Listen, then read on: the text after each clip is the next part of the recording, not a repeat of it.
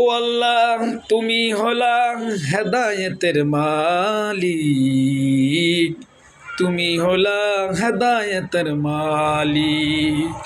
মাওলা নিয়ে চলো আমাকে, ও মাওলা নিয়ে চলো আমাকে তোমার কাবা ঘরে।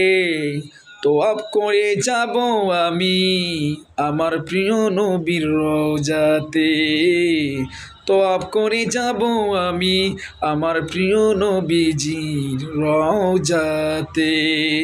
সালাতুস সালাম জানাবো, সালাতুস সালাম জানাবো দয়াল নবীজিকে, আপন করে নিবেন নবী এই গুনাহগারকে, আপন করে নিবেন নবী এই গুনাহগারকে।